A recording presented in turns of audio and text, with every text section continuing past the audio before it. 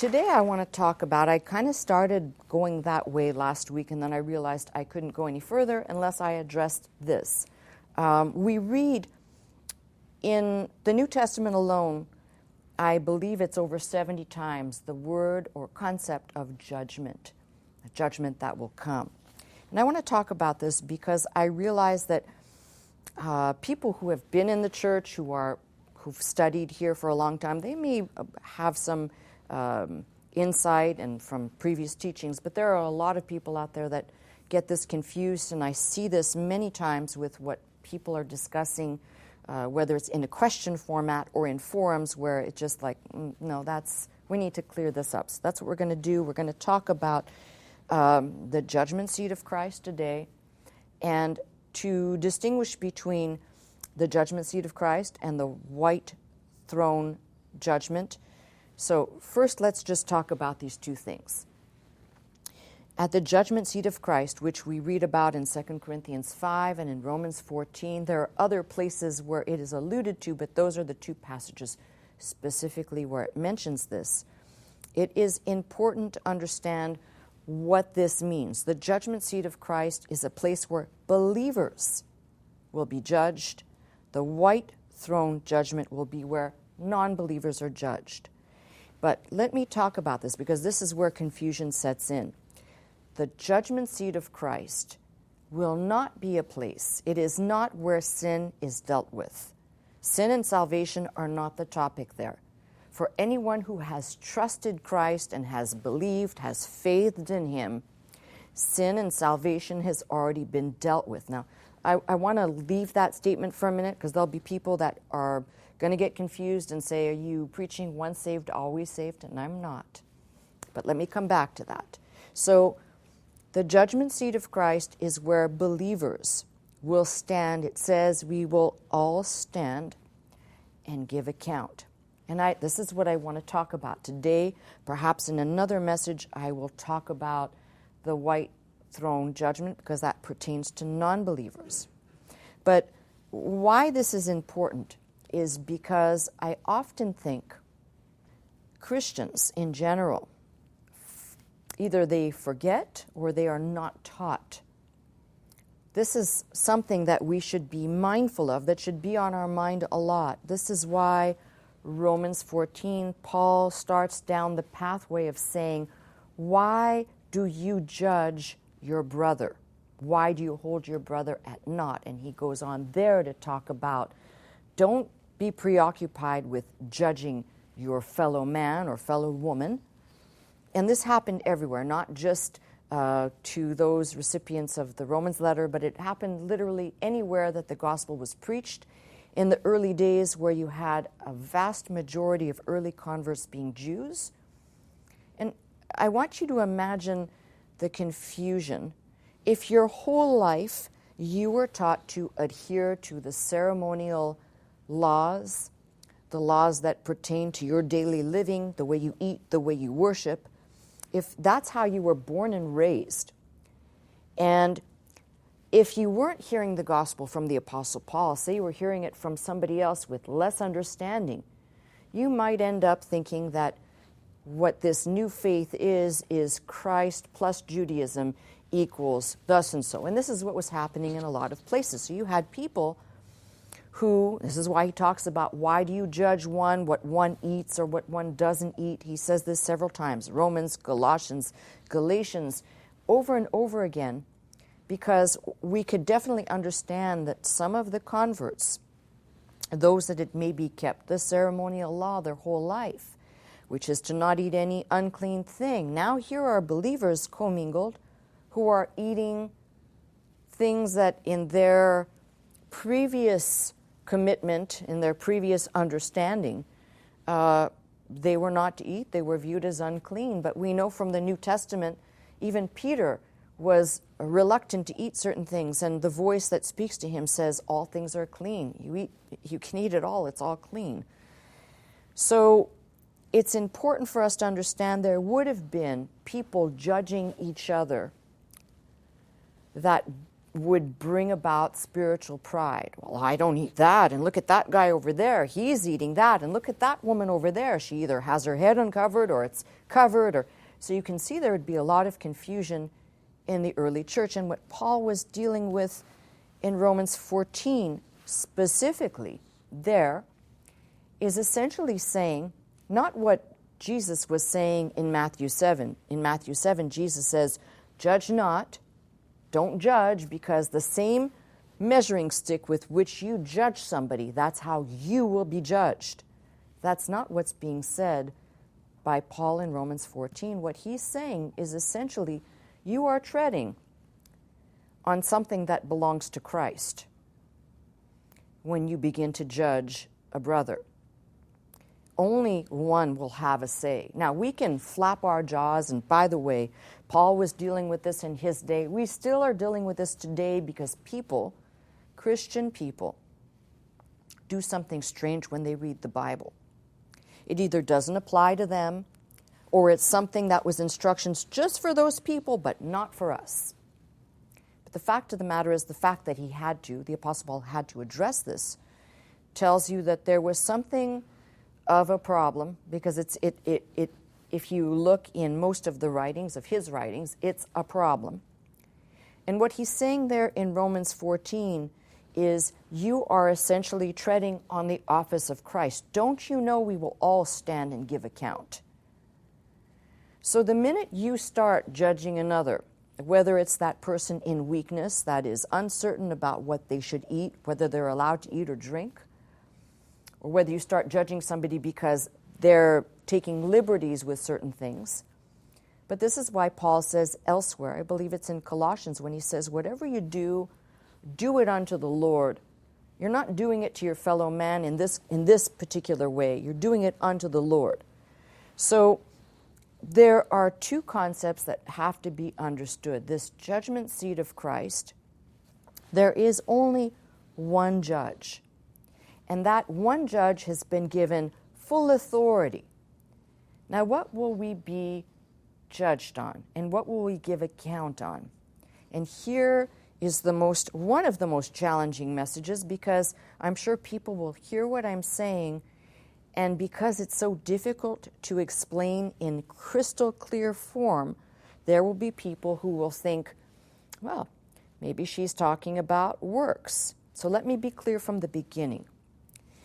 There is no work that you will ever do that will save you.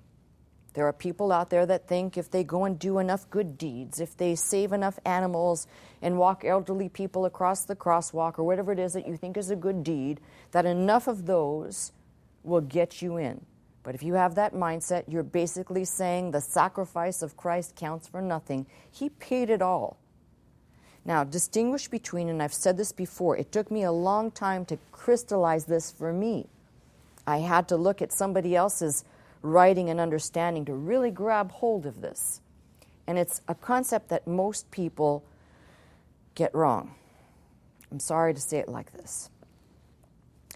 Martin Luther understood and said it very succinctly.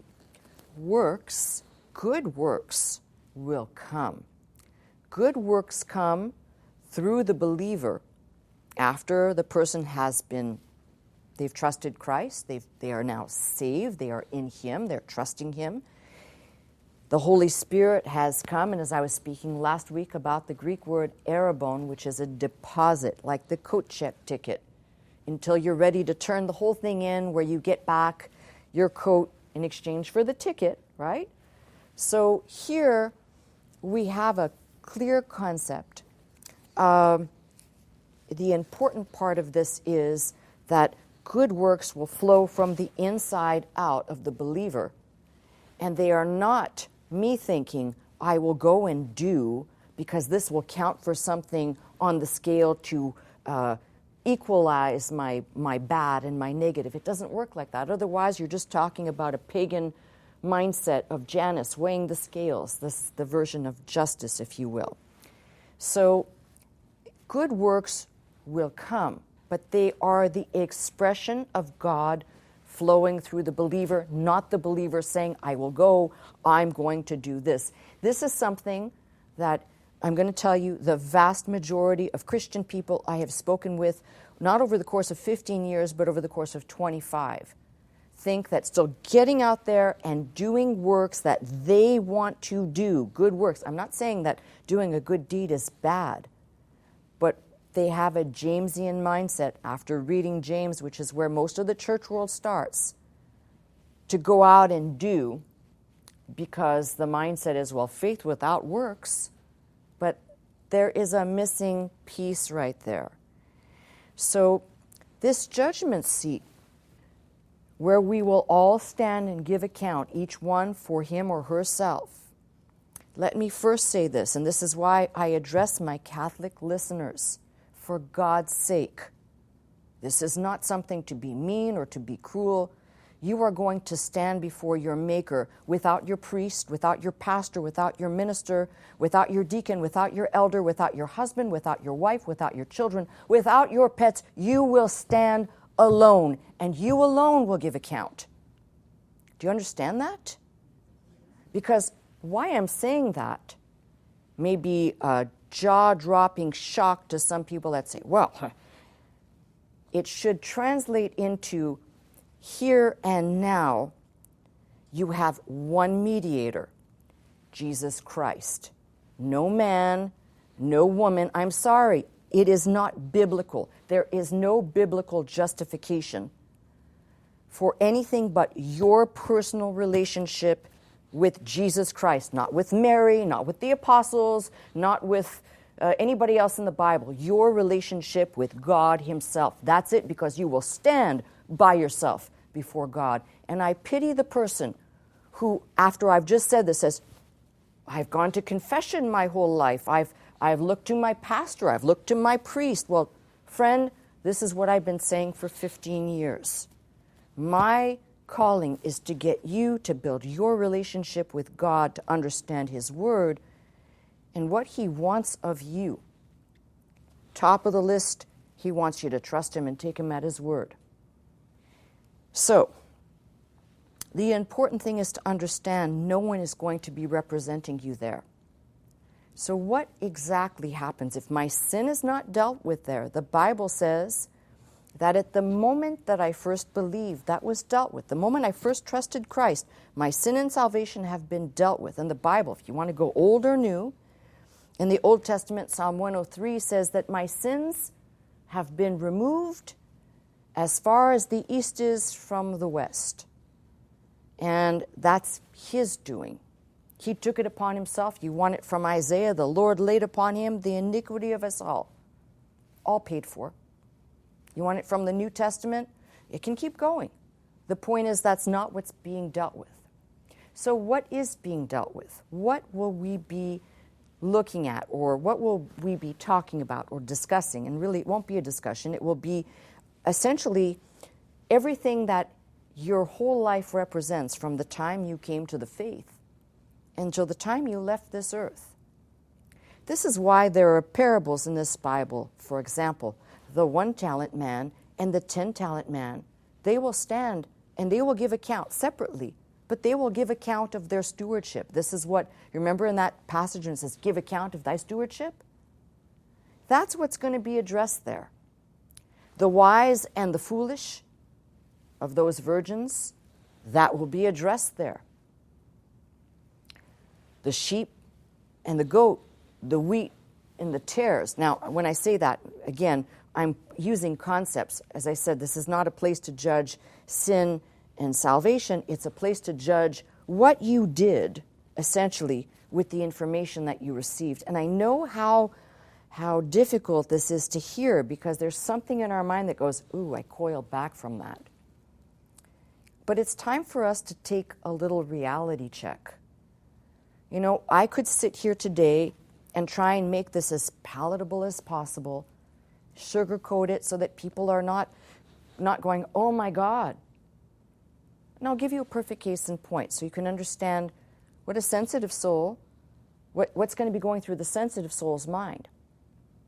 I would speak for me first, and I'd say, what will be looked at when I stand before him. And it's not just pastors and teachers, it'll be everyone, each person. But I have to ask myself constantly, why am I doing what I'm doing? I ask myself that on a regular basis, not because I'm confused, but I want to make sure that there is no root of pride in what I'm doing, that there is no ulterior motive. And each time I ask myself the question, the same answer comes back. I have a burden for people who are lost, who maybe don't even know they're lost. I have a burden for people who ultimately, at the end of their journey, might say, why did somebody not tell me? Why didn't somebody tell me the truth?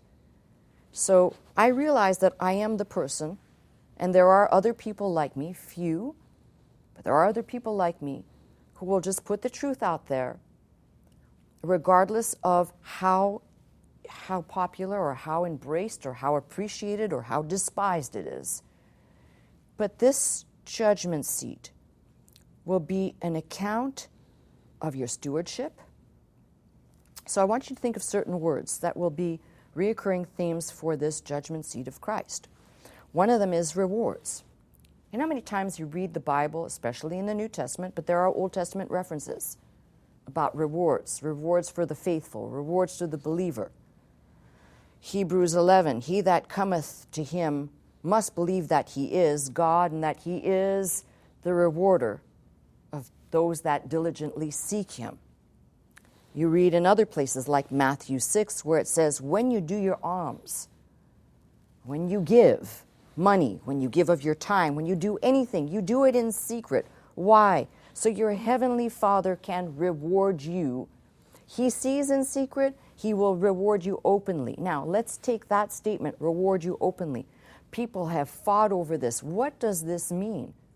The openly means just that. When you are standing before him, he will reward you openly right then and there. It will be either, and it won't be, don't think, enter in, well done, good and faithful servant, as opposed to depart from me, I never knew you. Because we're dealing with the subject of what you did with what you received. Which is why Jesus' method of teaching, his parabolic method, teaching in parables, is so vitally important for us to understand this. If we are merely reading the Bible like it's a good story, but we're not absorbing and taking in the precepts that are in this book, you know the expression, there'll be a test afterwards? There'll be a test afterwards. Now, this message might scare a lot of people, but I don't want it to be that in the course of my lifetime, in the course of the opportunities I had, that I didn't tell you. I want it to be clear from my conscience. And he might say, wow, this is a pretty serious message here, but it is. You see, because a lot of people think this judgment seat pertains to somebody else. But let me show you in two places. I will start first in the passage that I was previously looking at in 2 Corinthians 5. And if you remember, in 2 Corinthians 5, I was talking last week about this, hath given us the earnest of the Spirit. That's where we were looking last week. Therefore, we are always confident, knowing that, verse 6, whilst we are at home in the body, we are absent from the Lord, for we walk by faith, not by sight. We are confident, I say, and willing rather to be absent from the body and to be present with the Lord. Wherefore we labor that, whether present or absent, we may be accepted of him. And here is my verse. For we must all appear before the judgment seat of Christ, that everyone may receive the things done in his body according that he hath done, whether it be good or bad. And I taught on this word bad, by the way. I have notes here in my Bible on this, which I will deal with at another time. But my point is, why is he saying this? He speaks about having the earnest of the Spirit and then goes on to say, and we shall all, we must all, not we if you feel like it. When there's a word must, pay attention, because that usually is an imperative in the Greek, which basically says, you got no choice, friend. That's where you and I are going to stand.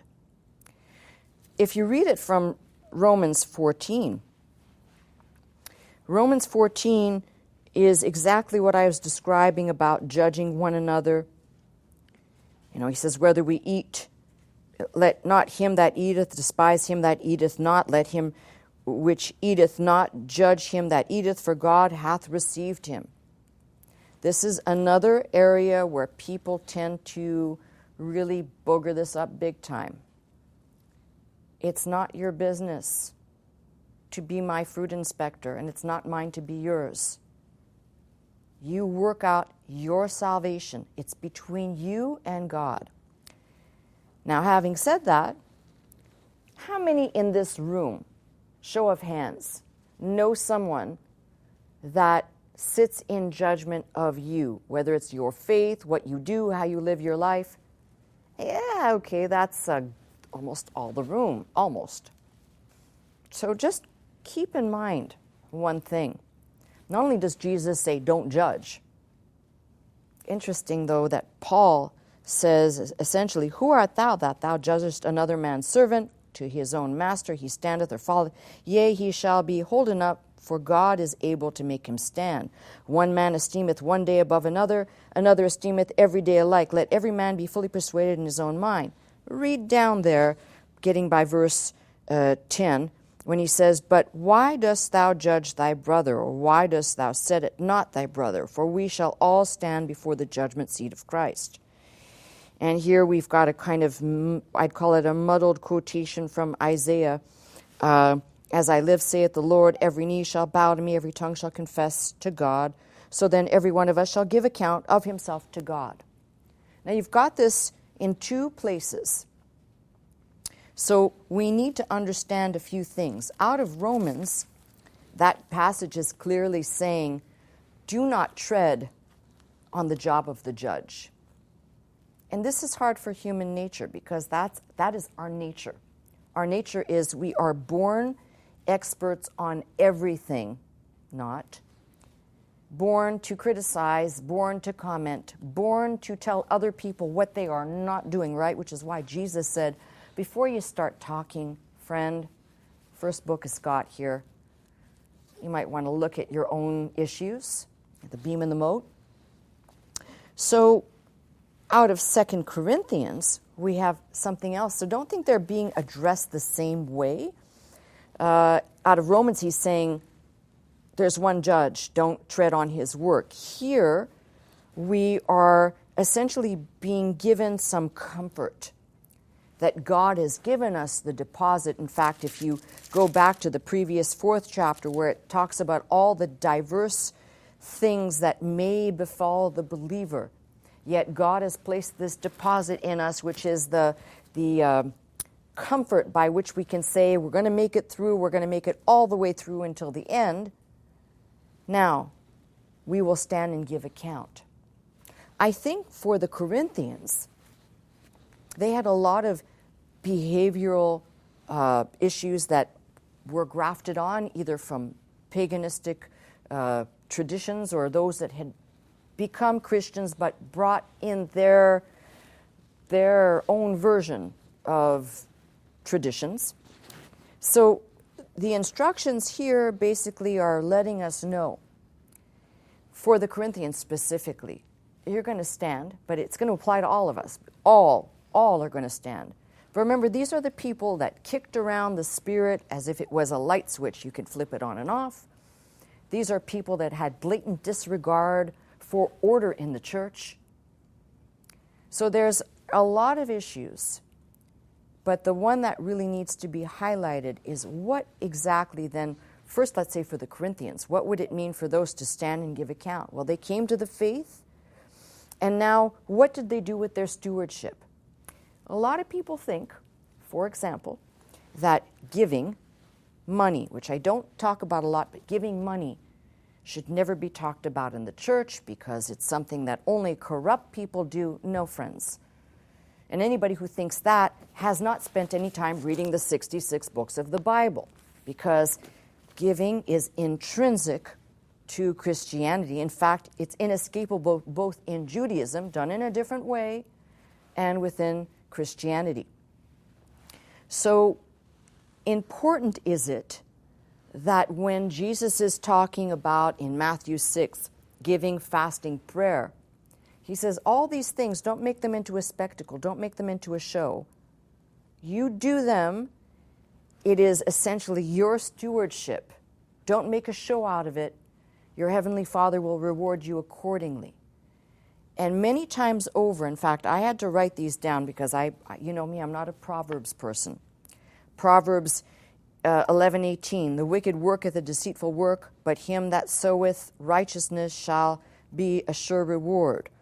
I mean, there's so many of these different quotes in the Bible that talk about reward, reward, reward. And it's not as though God's going to take someone who blatantly disregarded the Word of God, blatantly said, I don't have time for this, did not take interest, you don't care, and say, it's okay. Hey, listen, you just get a little smaller reward. It's not the way it works. Imagine being exposed to the greatest, and fill in the blanks of whatever it is for you in your brain. The greatest could be the greatest whatever. And standing back from it and saying, no big deal, and going the other way. That any other thing would have little or no impact on your future. But this amazing wonder that has happened to people who now suddenly wake up and say, I'm interested, I want to know about God, and then don't take their stewardship seriously. I'm going to ask you this question, which is, it'll be very searching, and it's rhetorical. Don't answer it aloud, just think about it. What do you think God will do with the man or woman who basically in their lifetime didn't care to even take account, pay attention, look into, investigate, want to know, but then now you're either dying or you're dead. Now you want to talk. Now you want. And the Bible says we must all stand and give account. We will give account of our stewardship. That stewardship is, I'm going to use them in kind of verbal pegs. The first one would be money, because that's the thing we're most accustomed to. Now let's go back before we were dealing with currency.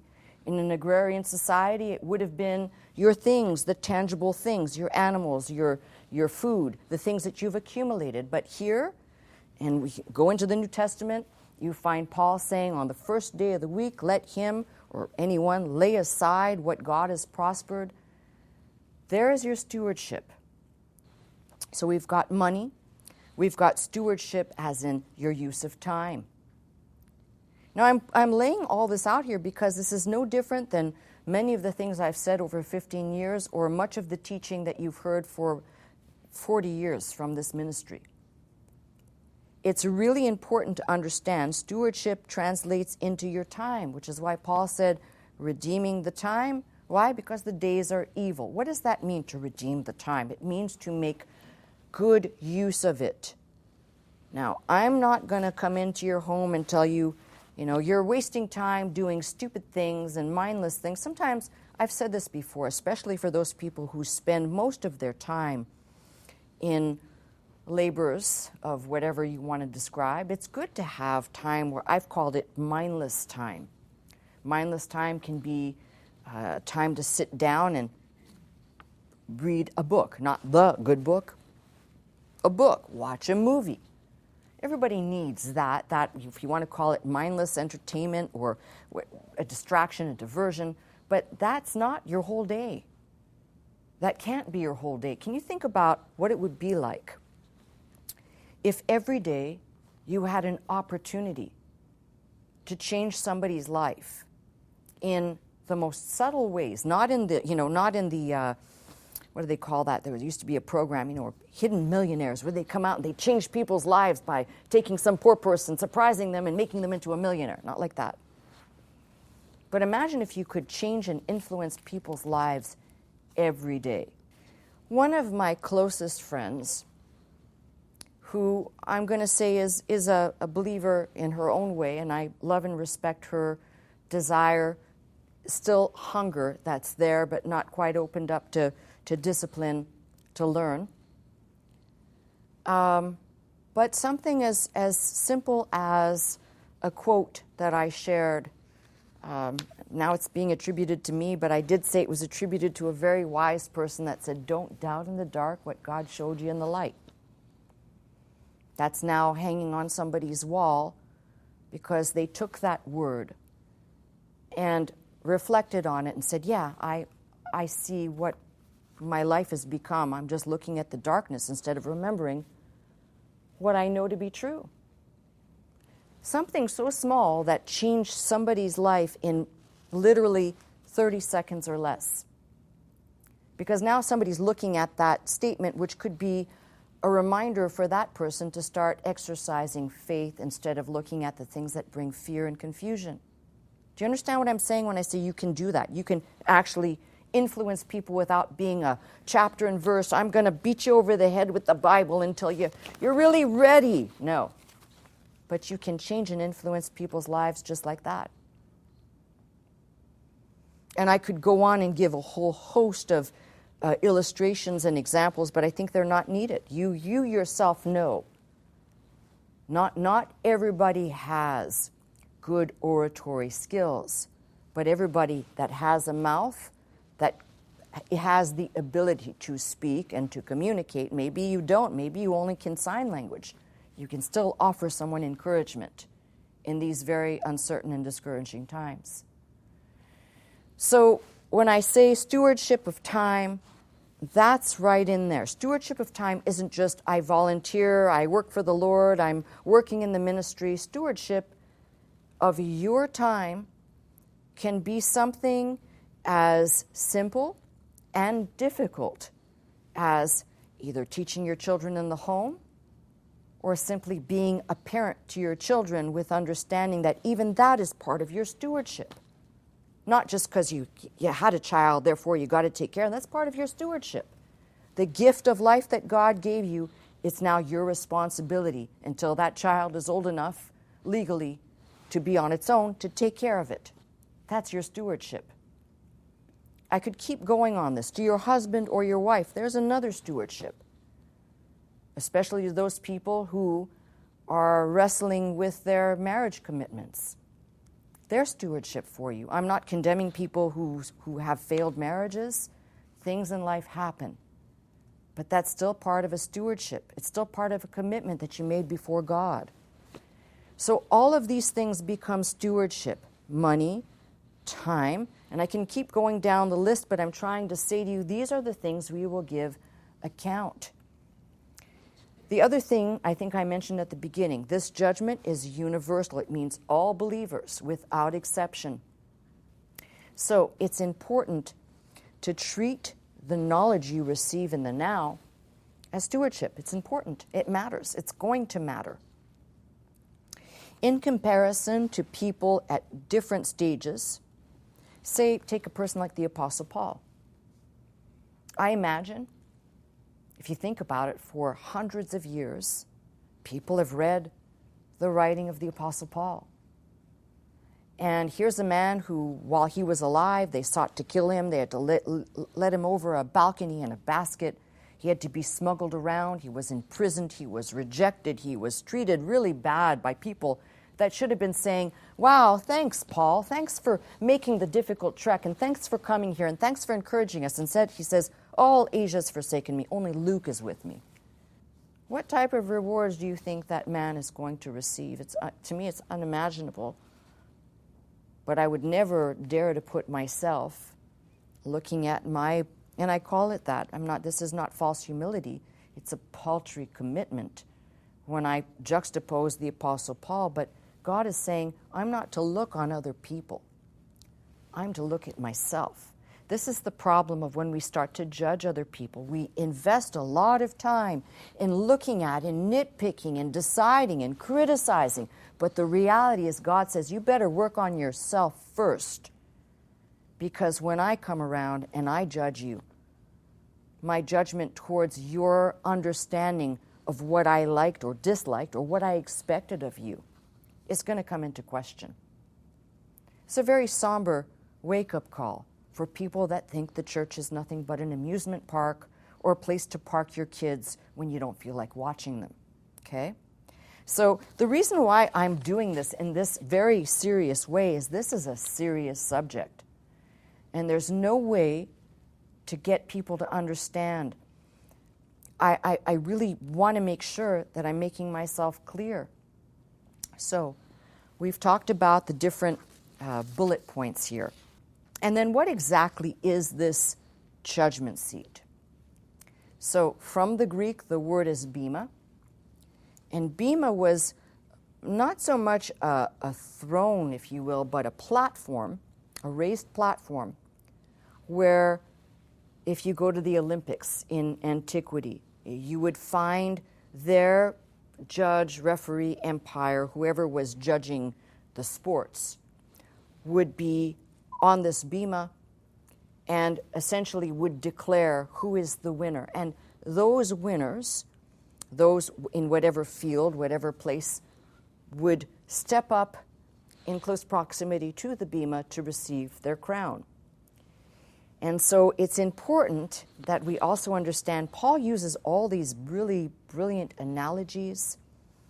For example, I didn't touch on this last week, but when he talks about if this tent is dissolved, we have treasure in earthen vessels. So brilliant because Paul by trade was a tent maker. So of course it's brilliant to talk about being tabernacled, all the tent analogies and pictorial words that are carried into his writings that give us vivid, clear understanding in picture words, if you will. So equally, he did the same thing with when a soldier goes to war, he doesn't entangle himself, or when he talks about, I fought the good fight of faith, there is henceforth laid up for me a crown of righteousness. Each one of these, we can say what we are going to be disclosing, or what will be opened up, or what will be made where we are giving our account, will also be met with, as I mentioned, the word rewards. And we shouldn't be doing things in this life like a carrot that's put in front of us. So you chase after the carrot to get the reward there. The motivation there is no longer doing it for Christ's sake, but doing it for a reward. But if we understand many times over, there are different places in the Bible where we're told about certain different crowns. For example, James, as much as I don't like quoting James 1:12 and Revelation 2:10 talk about for those people who will essentially overcome, there is a crown of life laid up for them that essentially will be part of their reward. For others, it's a crown of righteousness. For others, it's a crown of glory. There are actually 5 different mentions in the Bible of different types of crowns being given out, whether they are different or whether they are foci of the same. One cannot say. I cannot say for sure.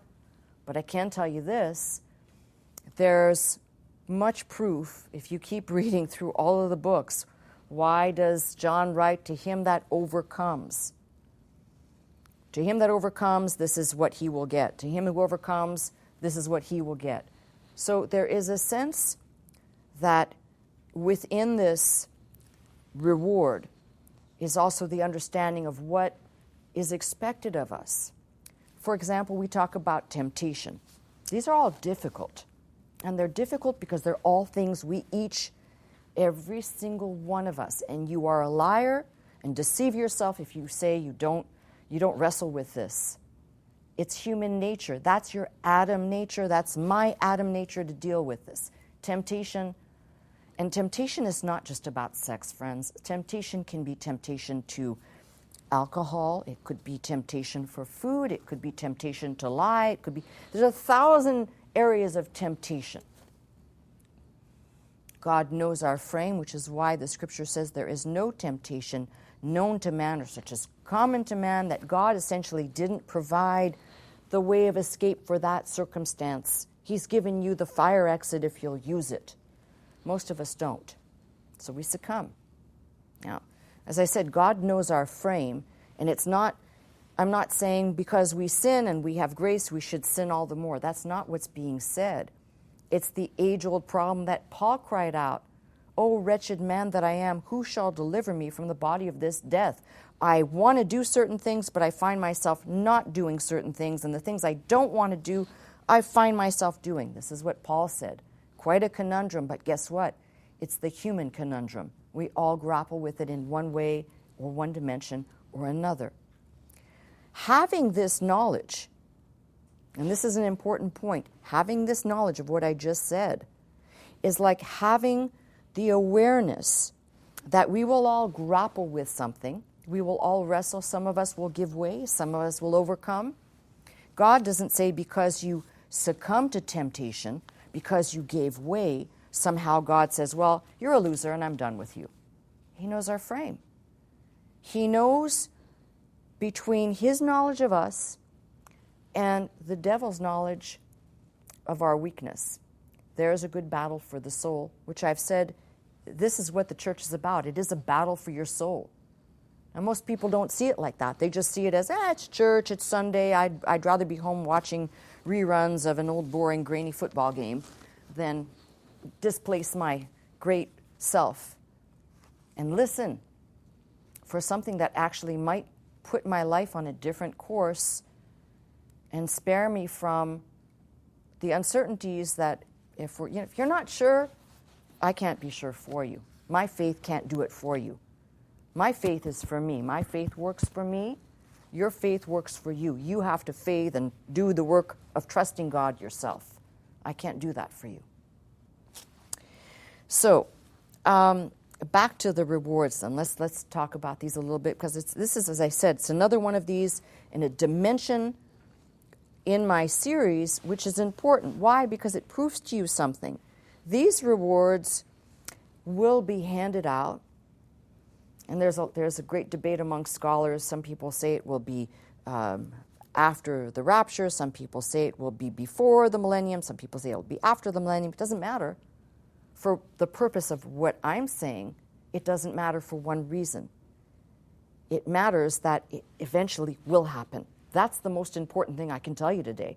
Not, people get hung up on, well, it'll happen here, it'll happen there. No, it'll happen eventually, which means you will be resurrected from wherever you came from, which is most likely the grave or a crypt, to stand and give account, which is why I keep talking about this, the importance of us understanding life does not end like the morticians would like to tell you, let's all just sit down and cry because it's all over. There's something else to be looked at which will last infinitely longer than the time I've had here on earth or the time you've had here on earth. So it's almost like, maybe I should look into this thing, because if you're telling me something else is going to happen over there, it means I have to be awake and out of the grave. And no, I'm not being condemned to hell at this judgment seat of Christ, which means, I'm going to say it in a very colloquial way, I'm in, but the degree of whatever I receive from God, that's what's going to come into question. Now, somebody might say, hey, listen, all I care about is making it into the right place. Okay. That's almost like the most shallow thought process that one could have concerning the things of God. Now, if you go back and you start taking the time to read about these different places where God talks about rewards, specifically in the New Testament, there's enough information when you start putting those pieces together to realize that God has been repeatedly, through His Spirit in this book, trying to warn us that everything we do matters. And maybe one day, maybe today, or maybe let's take yesterday, maybe today I wasted a whole bunch of time, I didn't really make good use of the day, and I come back to God and I talk to God about it. God, I really didn't make good use of my day, kind of squandered it. Sorry. And I want to do better. Doesn't mean that I will, but I'm at least talking to God about it, acknowledging that I've squandered something. This is what the parables of Jesus talk about. And this is why I ask myself, why do people study the parables if they don't think that there is going to be an application at the end?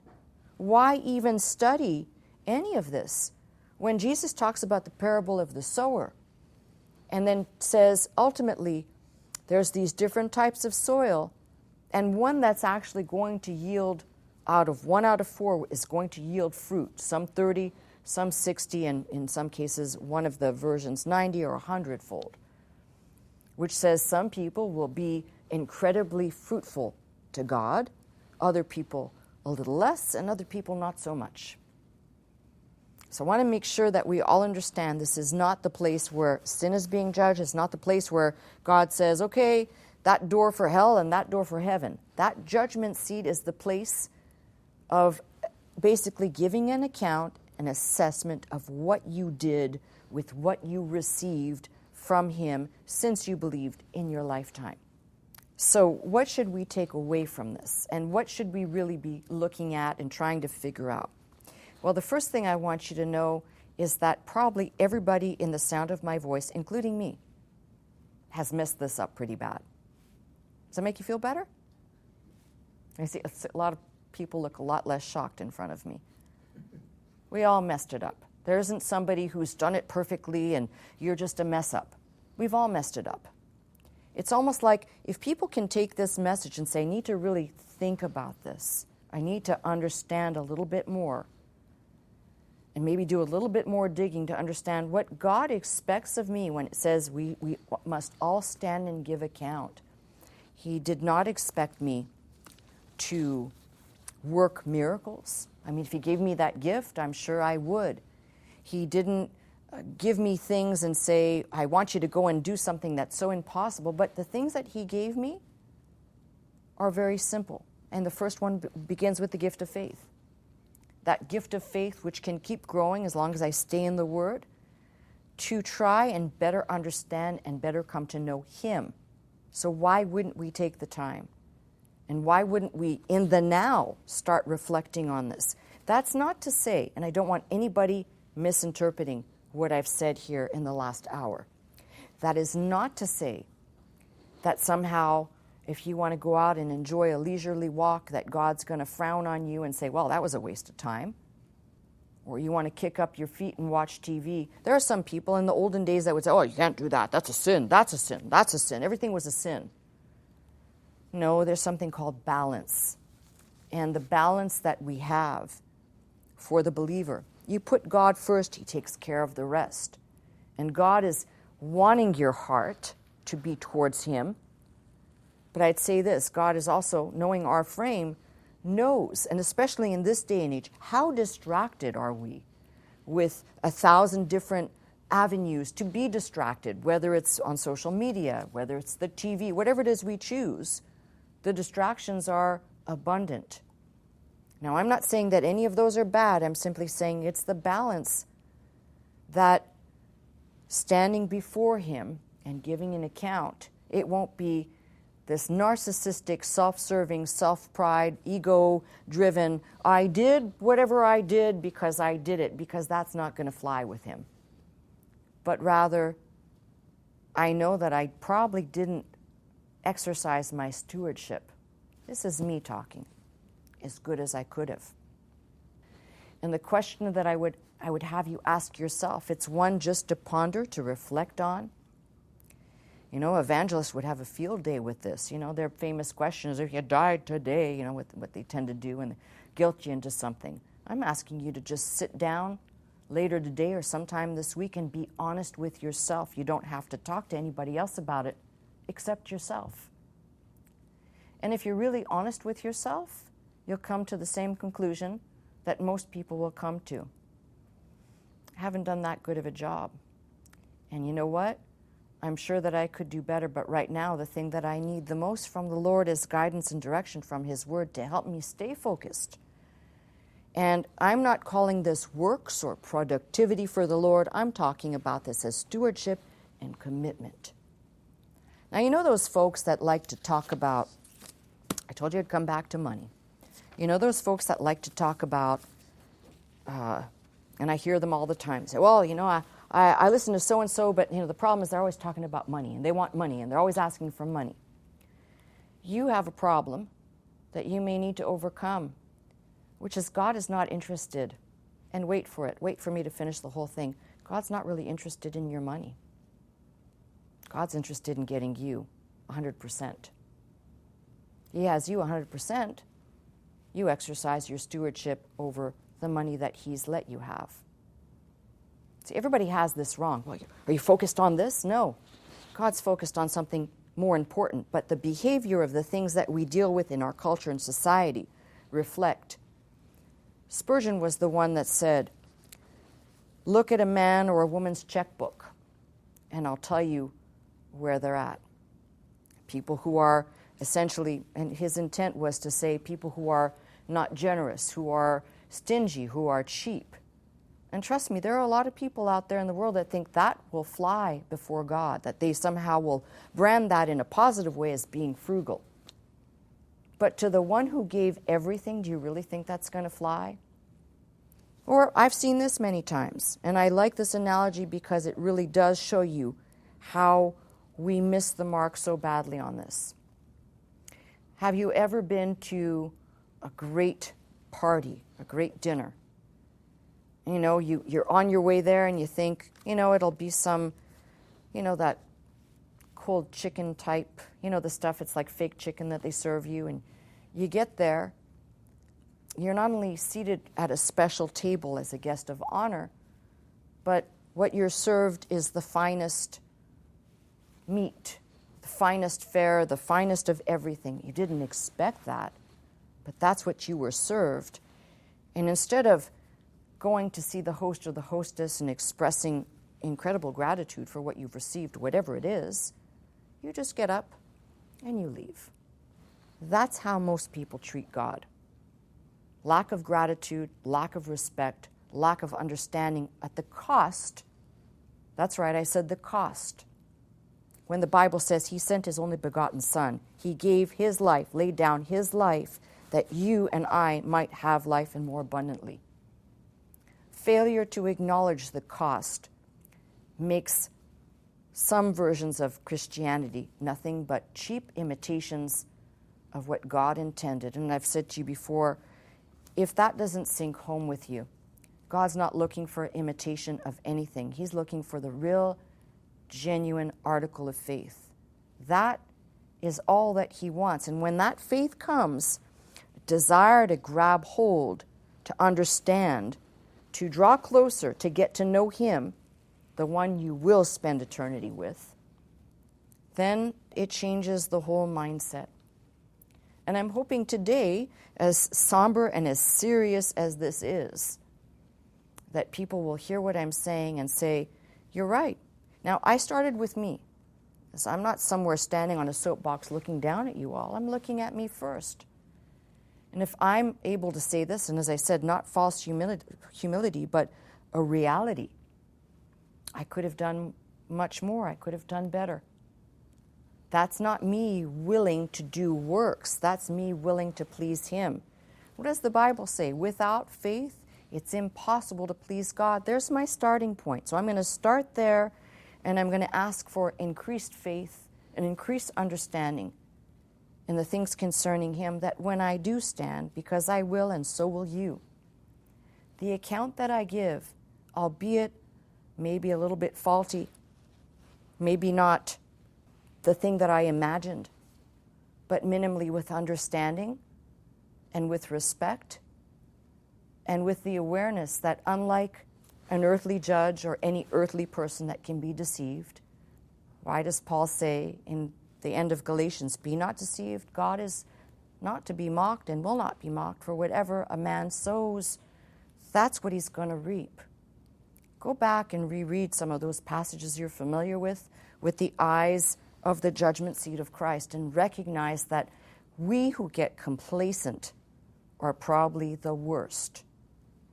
The people who have just come to the faith, who are still kind of that rosy newness and excitement and desiring, they're still on the pathway to looking at what can I do to please Him. Some of us have been walking the walk of faith for a long time and are maybe a little bit tired, a little bit complacent. Some of us may be a little bit bored. So I'm saying to you today, it's a good day to take a fresh look.